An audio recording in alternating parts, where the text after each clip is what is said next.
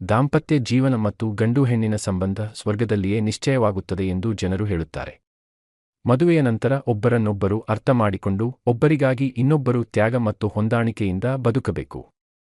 ಇದೆಲ್ಲ ವಿಧಿಯ ನಿಯಮ ಎಂದು ಹೇಳಲಾಗುತ್ತದೆ. ಹಿಂದೂ ಜ್ಯೋತಿಷ್ಯ ಶಾಸ್ತ್ರದ ಪ್ರಕಾರ ಗಂಡು ಹೆಣ್ಣು ಪ್ರೀತಿ ಮತ್ತು ವಿಶ್ವಾಸದಿಂದ ಬದುಕಲು ಅವರ ರಾಶಿಚಕ್ರಗಳ ಹೊಂದಾಣಿಕೆ ಚೆನ್ನಾಗಿರಬೇಕು. ರಾಶಿಚಕ್ರಗಳ ಹೊಂದಾಣಿಕೆ ಉತ್ತಮವಾಗಿದ್ದರೆ ದಾಂಪತ್ಯ ಜೀವನ ಸುಖಮಯವಾಗಿರುತ್ತದೆ. ಆದರೆ ಜ್ಯೋತಿಷ್ಯ ಶಾಸ್ತ್ರದ ಪ್ರಕಾರ ಕೆಲವು ರಾಶಿಚಕ್ರದವರು ಎಂದಿಗೂ ಉತ್ತಮ ದಾಂಪತ್ಯವನ್ನು ನಡೆಸಲು ಸಾಧ್ಯವಿಲ್ಲ. ಅಂತಹ ಜೋಡಿಗಳಿಗೆ ಯಾವಾಗಲೂ ಜಗಳ, ವಿವಾದ ಮತ್ತು ಮನಸ್ತಾಪವೇ ಇರುತ್ತದೆ. ಅದು ಯಾವ ರಾಶಿ ಗೊತ್ತಾ? ಮೇಷ ಮತ್ತು ವೃಷಭ.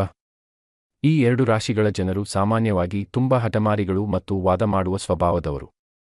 ಇಬ್ಬರೂ ತಮ್ಮ ವಾದಗಳನ್ನು ನಿಲ್ಲಿಸುವುದಿಲ್ಲ, ಇನ್ನೊಬ್ಬರು ಮೊದಲು ಸಾರಿ ಕೇಳಲಿ ಎಂದು ನಿರೀಕ್ಷಿಸುತ್ತಾರೆ. ಇದು ಅವರ ನಡುವೆ ದೊಡ್ಡ ಜಗಳಕ್ಕೆ ಕಾರಣವಾಗುತ್ತದೆ. ಇಬ್ಬರಲ್ಲಿ ಯಾರೊಬ್ಬರೂ ಹಠ ಬಿಡದೆ ಬೇಸರ ಮಾಡಿಕೊಳ್ಳುತ್ತಾರೆ. ಅವರ ನಡುವೆ ಸರಿಯಾದ ಮಾತುಕತೆ ನಡೆಯುವುದೇ ಇಲ್ಲ. ಹಾಗಾಗಿ ಇಂತಹ ಜೋಡಿಗಳಿಗೆ ಅನ್ಯೋನ್ಯತೆ ಸಿಗುವುದು ತುಂಬಾ ಕಷ್ಟ.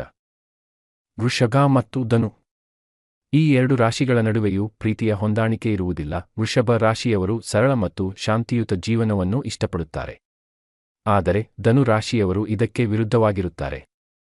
ಅವರು ಯಾವಾಗಲೂ ಹೊಸ ಹೊಸ ವಿಷಯಗಳನ್ನು ಪ್ರಯತ್ನಿಸಲು ಬಯಸುತ್ತಾರೆ. ಮೊದಲಿಗೆ ಇಬ್ಬರೂ ಪರಸ್ಪರ ಆಕರ್ಷಿತರಾಗಬಹುದು.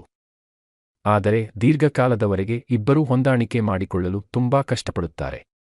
ಹಾಗಾಗಿ ಈ ಎರಡು ರಾಶಿಗಳವರ ದಾಂಪತ್ಯ ಜೀವನವು ತುಂಬಾ ಕಷ್ಟಕರವಾಗಿರಬಹುದು. ಮಿಥುನ ಮತ್ತು ಕನ್ಯಾ. ಮಿಥುನ ಮತ್ತು ಕನ್ಯಾ ರಾಶಿಯವರು ಮೊದಲು ತುಂಬಾ ಪ್ರೀತಿ ಮತ್ತು ಹೊಂದಾಣಿಕೆಯನ್ನು ತೋರಿಸುತ್ತಾರೆ.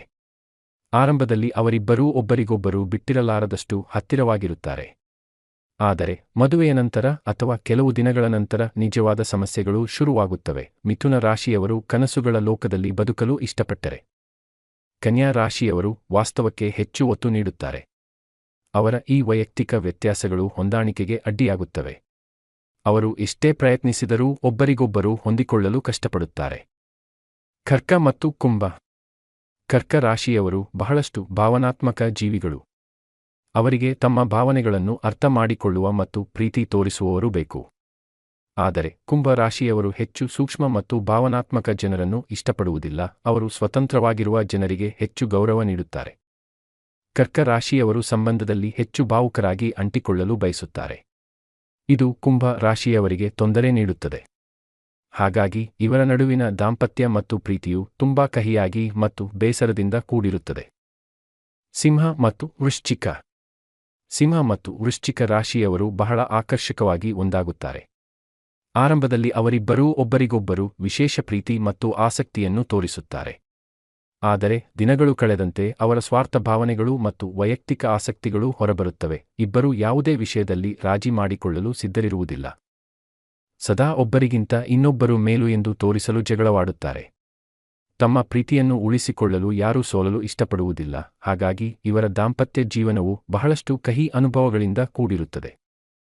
ತುಲಾ ಮತ್ತು ಮೀನ. ಮೀನ ರಾಶಿಯವರು ಮೃದು ಸ್ವಭಾವದವರು ಮತ್ತು ಸೌಮ್ಯವಾಗಿ ವರ್ತಿಸುತ್ತಾರೆ.